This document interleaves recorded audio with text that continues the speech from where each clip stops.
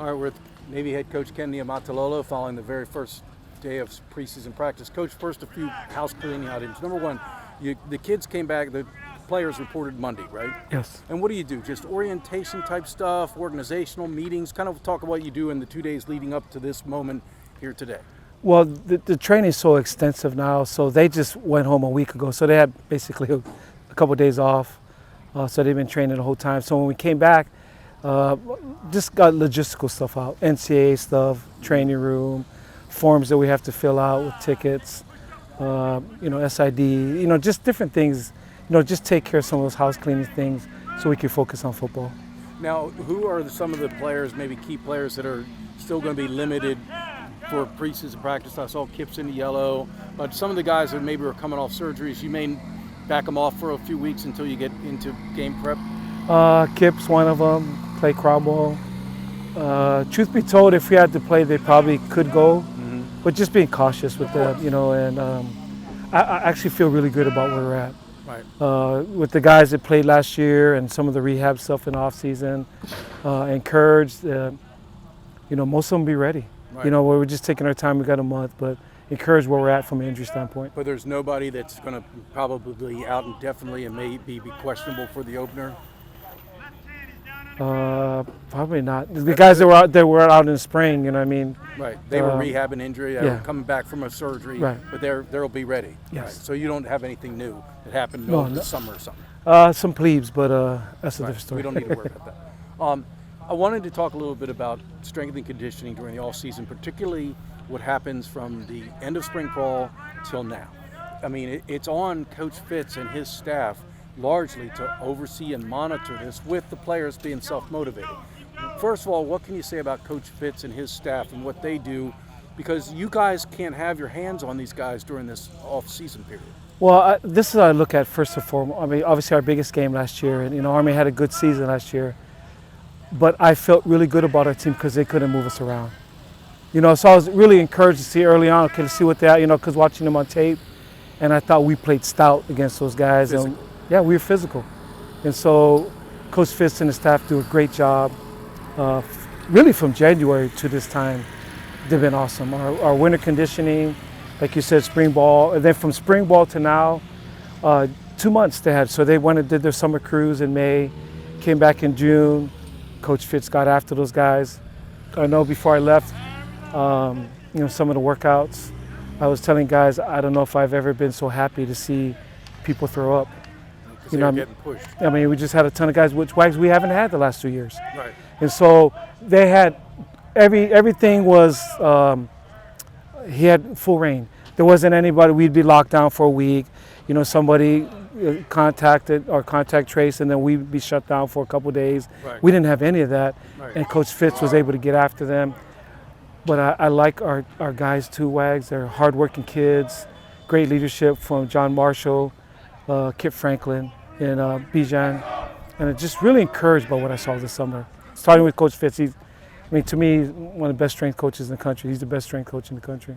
Can you talk about, that's amazing dedication for a kid. If I were, college football is almost like a job in a lot of ways. And, summer comes and you're like, I want to go home and hang at home for 3 weeks and eat mom's pancakes. And yet they're out here grinding. Marshall's talking about running sprints out here in horrible heat. There's no shade because no trees. That takes incredible dedication on the part of these players. Well, every Division I player grinds in off season. But look at it this way, Wags. After spring ball, most of them, they get off like 3 weeks or a month or so before they start up again. Our guys are on their cruise. Right. So there is no downtime. They go from the end of the school year to cruise, to coming right back, and Fitz is getting after them in June. Right. Getting after them in July. They get a week off before we come back. And so they get to go home for a couple of days and they're back at it. But our kids are built different. And, like I said, Coach Fitz and his staff, Coach Miller, Coach Duman, Nick, and they did an awesome job with our guys. And that's all they could do. They did their part as a strength staff. Our players did their part of working hard in off season. Now we got to get in great football shape. Because it's a big concern of mine. I feel like the last years we had horrible starts. Right. You got to get off to a good start. Obviously, some of it, it was my fault. And 2 years ago, it was my fault. Some of the stuff last year and the way we practiced. But there's been nothing this year. Right. And that's what I'm encouraged about. Just everything is like we've done 12 other years, and we got to get off to a fast start. So how would you gauge the overall condition of this club? Really good. Feel really good about the team. Now, this was the first day running around. We still got to get in football shape. But from what Coach Fitz and his staff did, they did an awesome job. And do you monitor that? I mean, I guess he's monitoring that all summer, right? He's monitoring what kind of condition they are. I mean, he knows, right? Yeah, so obviously he does it by his expertise and by the way they watch with their own natural eyes. And your catapult. Him and Coach Duman and Coach Miller, those guys have, a ton of years of experience. And then we have the science, like you said, of the catapult that helps measure it exactly what they're doing, the yardage, the output, just everything. It gives you everything in exactness. Right. All right. Thanks, Coach. Thank you, guys. Coach, just one more for you. Just kind of having everything back to normal. How is that for you? So happy. I just so happy, and just like I said, and I keep using this analogy, but the last couple of years, we didn't add in the ingredients that I know to get a football team ready. But this year we've done everything, so I feel pretty good because I've known the 12 other years that when we've done that, I kind of know how the results are. So super encouraged by that. We're here with Navy linebacker and captain John Marshall. John, I wanted to talk to you a little bit about off-season conditioning, specifically with what happens after spring ball. In a lot of ways, the coaches can't have their hands on you. You're going to either with the strength and conditioning coaches or in many cases on your own. Can you talk about what a Navy football player does to make sure that he keeps himself in top condition from whatever that is, late April to now? Well, obviously our summer's a little bit different than a lot of other schools, but I think just the weight room staff, Coach Fitz, and all of his guys do a good job of getting us in shape, whether that be running, getting ready for the PRT, and then we kind of like tone it down and we start working on short speed stuff, getting ready for more football, agile reactions and motions. And it's just constant running. We're out here on this heat. There's not a lot of trees outside on this field. It's kind of just a grueling summer, but it really gets us in shape so we can have these long practices come fall. So whenever spring ball ended in whatever it was, mid-April, so how often would you say you did strength and conditioning training up until the point that classes ended? I'd say Monday through Friday. Every Really? Monday through Friday we were getting in, we were running, and we were lifting. Really? Yeah. Okay, and now usually under the watchful eye of Fitz and his staff? Yep. Okay. Yep. And then what about in the summer? Because I know you have your blocks. How does it work for the summer? How much training are you out of? Because at some point you're just away and you're on training blocks, etc. Once we get back from training, we kind of start honing it in, and we have practice, I guess, for the whole month of June, where it's kind of we're not doing much. Some kids will get summer school in, and then come that second block around that July time, we're all doing summer school, and we have 2 lifts go at 1 and 4, 1:30 and 4, and whoever can get out of class earlier makes the first one. Whoever can get out of it a little bit later makes the second one. So in a lot of ways, some of this is self-motivation. I mean, you're not like, the coaches aren't here to monitor whether you do what you're supposed to do. Would you say a lot of it is self-motivating? A lot of it is self-motivating, and a lot of it's peer motivating. We get our workout in, and then we're the ones directing. A lot of the seniors, a lot of the underclassmen are the ones making their own workouts after getting the footwork in, getting their drills in, so that we're ready come fall camp. So as senior captain, do you ever find yourself having to kind of maybe kick a player in the butt who isn't showing up when he's supposed to? Or you would note these things, but there's always somebody who's didn't get to weight training or whatever. I know the team knows that I have a high standard. We want to win a lot of games. So I've had to, stick in a couple of times and show them that their lack of effort was lackluster, to say the least. Mm-hmm. And I think they really take criticism well, which is really a great thing for a group this big. And they always are eager to get better and learn from their mistakes. And what can you say about Fitz and his staff? Because again, they are so crucial. The coaches are on vacation. A lot of they're off, enjoying the very little bit of time that they have with their families. So it's really down to Coach Fitz to make sure all this is being done properly. Yeah, I think he does a great job just with the layout, just making sure everybody is at the lift they need to be at and just working us. I've never been worked probably this hard in my whole life, and it's not a dumb kind of way where he's just straight and strenuous. There's a lot of relaxation and recovery in that process too, and I think he does a good job of managing all that and making sure we're ready come fall. So the bottom line, since spring practice ended, you feel like you're in great condition. You're not having to ramp up during this August training camp? No, I think the goal is we get ready come that June, that July, so we're straight flying come the fall camp, and I feel probably the best I've ever felt going into a camp. All right, thanks, John. John, just two more. Did you get any sleep last night? Were you pretty giddy for this? I was super excited, just getting out there with the guys. Having this leadership role this year was a little bit different than last year, but yeah, I was ecstatic to get out here on the first day. And just being, your last first day of your college career, just what's this like? It's been a long journey. Football's always been there for me through the ups and downs, and I've kind of used it as a way just to relax, get out there and play a game I love and compete. So it's going to be bittersweet. I'm trying to take it all in. Well, we're here with Navy offensive lineman and team captain Kip Frankland. I wanted to talk to you a little bit about all-season conditioning, particularly with what happens from the end of spring camp till now. I mean, in a lot of ways, the coaches are not involved. It's Coach Fitz and his staff, and a lot of it's on the players to be self-motivated, right? Yeah, for sure. We do. Fitz does a great job. Him and his staff are awesome. We love them to death. They do a great job pushing us, and it's a little on us too, like motivating internally and then getting whatever extra work we think we need and what the coaches kind of prescribe throughout the summer. So I was talking to John. I didn't realize that after spring camp ends till classes end, you're actually pretty much training 5 days a week. I thought it would be more relaxed to like maybe 2 or 3 days, but it's No, we're going full speed. We got to get ready to play this hard schedule. We saw it. We saw we're hardest schedule in the whole country. We got to get ready. We bought in. Whole team was ready. We're ready to play this year. And so you go on the summer training block. What did you do? I was on a cruise in Norfolk. For how long? Just 2 weeks, right around 2 weeks. Right. So do you get to go home at all? Yeah, so I went home. We were home for about a week, and then we were back up here, like technically on leave for a little bit, but we were working out. We were here every day, getting better. So about how much time would you figure you were here on the academy campus doing strength and conditioning training? A full 2 months prior to now? Yeah, full 2 months. Okay. And how did you feel like the work was good? Did you feel like you're in as good a shape as you can be, considering? Yeah, I mean the whole team's in great shape.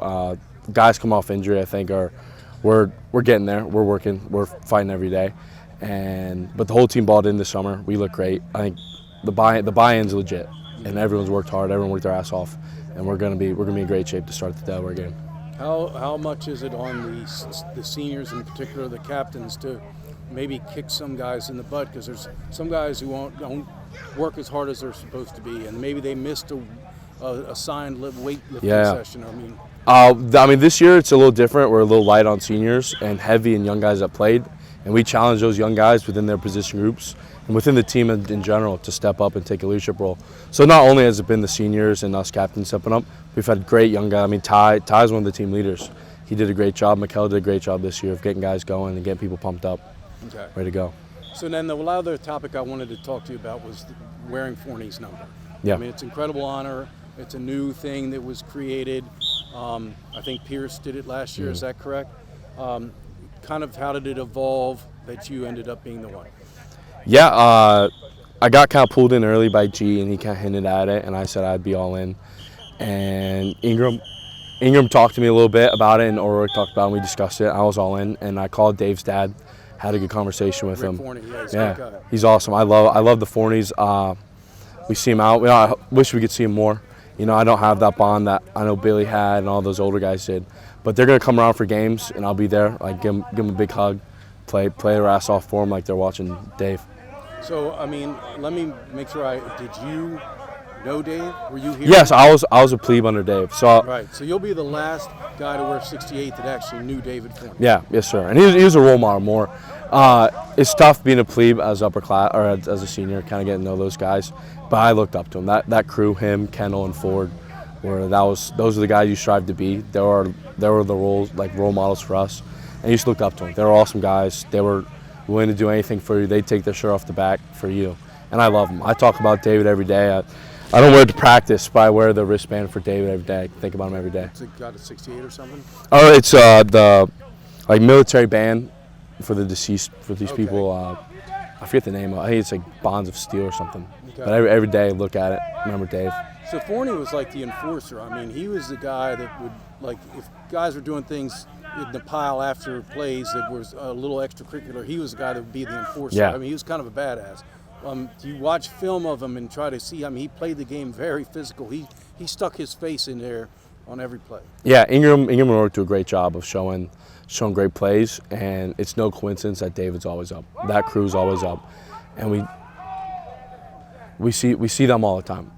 The number one example, I know it like the back of my. We were on 32 at home against Tulane, and it's Dave just putting a guy in the dirt, and he stands up, talks a little bit, and throws his hands up, and runs the sideline. It's awesome. It's one of my favorite plays. We watch it probably once a month.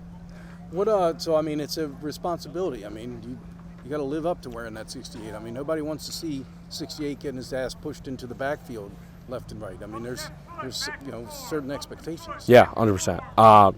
I'm buying into it. I'm all in. No 68's gonna get tossed around in the Navy, and we're gonna do a great job. I mean, Pierce talked about it. Billy talks about it. You gotta have a little shit in your neck when you play 68, and I'm pumped for it. All right. Just in your first practice, how was it? We look great. Guys are bought in. Guys are ready. They came ready to play today. A lot of energy. A couple guys were pumped up. Kept the ball off the ground on offense. It was a good day. Were you a captain on your high school team at all? I was. Yeah, yes, sir. You know what it's like to be a captain, but what's it like to now be captain of Navy and running through these practices as a leader on that team? Yeah, it's way different. There's more intensity, more leadership involved. Guys set a great example. First in line, first to do stuff, first to talk, and it's about helping the young guys. I think I did a great job today, trying to get guys right, just stepping in, just kind of playing football again for the first time in a little bit. All right, we're here with Coach Bryan Fitzpatrick, who's the head strength and conditioning coordinator at Navy. You actually probably have a fancier title like director of performance or something like that. Yeah, associate AD for sports performance. Right. Director of strength and conditioning for Navy football. So I wanted to talk to you a little bit about that because it's so crucial. I mean, these players come out here today and they need to be ready, and it's all of what they've done during the all season, particularly from the end of spring ball to this moment, and that's under you. Can you talk about the responsibility you have? I mean, the coaches can't do this.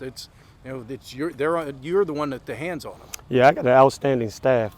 Cliff Duman, Nick Alloy, Brian Miller, and then we had a student intern, Chris Smith, and those guys did an awesome job this summer of training the guys and prepping them, getting them ready for camp, because that's ultimately our job, is to do our best to get them ready for camp. So I was surprised when I talked to John Marshall. He mentioned that after spring ball ended till the end of classes, they actually worked out 5 days a week, which I thought I didn't think it would be that much. I thought maybe 2-3 times a week. Like you had groups that came in Monday, Wednesday, and another group came Tuesday, Thursday. But no, 5 days a week. Yeah, we trying to get back. We lost a lot of time in the years we had, COVID and all the other stuff. Not to make an excuse, but the guys are hungry, and we got to give them opportunities to train. And so how do you build I'm sure you got to tailor it to each kid if he's got positions, but it must be an enormous task to try to build a workout regimen for each player that fits what they need. Yeah, we try to break it up by skill position and what that position is going to demand, and do that. Again, like I said, my staff is outstanding. Those guys did a really good job of breaking stuff down for each position group and making sure that we are prepping the guys for camp. How much of it is self-motivation on the player's part? I mean, you can't babysit everybody. I don't know if guys miss. I mean, you maybe keep a checklist or a roll call or whatever, but I mean, at some point they got to be self-motivated to do this, right? Well, that's going to be on the leadership of the team. We have really great leaders here to hold everybody accountable. Obviously, it's our job too as staff to come with the juice and get the guys ready to go, and from there, our senior leadership and our guys that have played a lot of snaps step up and keep the mojo going and keep the energy high in the room, make sure everybody's doing what they're supposed to do. So during the summer, after they get back from their training block and they're here for the bulk of June and July, before they go home for a week but prior to coming out here, how often do you lift? How often do you run? I mean, how do you break it up? Yeah, first part of summer, we're on a 4-day split, so we'll lift Monday, Tuesday, Wednesday will be active recovery, Thursday, Friday. And then some speed work and conditioning is mixed in there throughout that week. Second block of summer, we kind of change it up a little bit, try to up the running, still get those same amount of days of lifting, but up the running to really prep these guys for the type of practices we're going to have. We practice hard here, so it's our job to prep them so that they can put their best foot forward to have a chance to play. So you were just talking to Coach Niumatalolo. He mentioned, you have various ways to monitor how well, what kind of condition these guys are in. Your own eyes, you're trained. Yep. You can see if a guy's, getting where he needs to be. But then you also have the catapult system. Yep. How would you gauge the overall conditioning of this club, of the returning players, for taking out the plebes? Yeah, I think the guys did a really good job this summer. Everything we threw at them, they responded well. I think we're in a good spot right now to handle the beginning part of practice. You know, you never can simulate helmets and shoulder pads and whatever the temperature is going to be that day. But from a conditioning standpoint right now, I feel like the guys are in a really good spot. So can you pinpoint any returning players that people might know who really have transformed their bodies, whether if they needed to get leaner, they did, or they need to get stronger, they did? Oh, man. I mean, is there anybody in particular who was like the all-season conditioning champion of the summer? No, we didn't crown anybody that way. Obviously, we got to keep our head down and grind, and the guys know that. But the list would be too long for me to tell you about the guys, that each individual guy that did a really good job. There's a lot of guys who made massive. A lot of guys made a lot of good strides. Don't look like they did last fall. From a conditioning standpoint, from a body composition standpoint, from a strength standpoint, guys really got after it this summer. All right. Gives us a chance.